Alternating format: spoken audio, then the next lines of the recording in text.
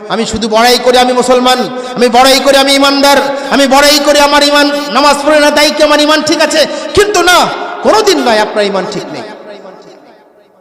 রাসূলুল্লাহ সাল্লাল্লাহু আলাইহি ওয়াসাল্লাম বলেছেন, রিবা দিরহামান, এক দিরহাম সুদ খাওয়া, এক দিরহাম সুদ খাওয়া, এক দিরহাম সুদ খাওয়া তথা 1 টাকা সুদ খাওয়া 36 বার জিনা করলে যে পাপ হয় তার আমলনামায় সেই পাপ লিপিবদ্ধ করা হয়। রিবা দিরহামান, 1 টাকা পাপ করলে 1 টাকা সুদ খেলে, 1 টাকা সুদ খেলে, 1 টাকা হারাম খেলে, আইয়ানকিহার রাজুলু উম্মাহ, সেজন্য নিজের মায়ের সাথে বিবাহ করলে। নাউযুবিল্লাহি মিন যালিক। এই হাদিসগুলো আপনারা জানেন না?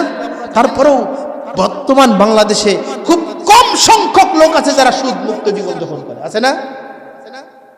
সুদ আমাদের সমাজে প্রত্যেকটা পরিবারের পরতে পরতে ছেয়ে গেছে। সমিতি, এনজিও আমাদের দেশের অর্থনীতিকে যেমন চুরি করে নিয়ে চলে যাচ্ছে, অনুরূপভাবে আমাদের দেশের মুসলিমদের ঈমানকে হরণ করে দিচ্ছে। কারণ সুদ মানুষকে সবচেয়ে জঘন্য অশ্লীল কর্মকাণ্ডের প্রতি উৎসাহিত করে। আর সেটা কি? 36 বার জিনার অপরাধ। এটা হলো, আল্লাহ বলছেন, এটা হলো সুদের 70-এর উপরে পাপ রয়েছে। তার মধ্যে সবচেয়ে ছোট, সবচেয়ে কম মানের পাপ হলো নিজের মায়ের সাথে বিবাহ করা। নাউযুবিল্লাহ।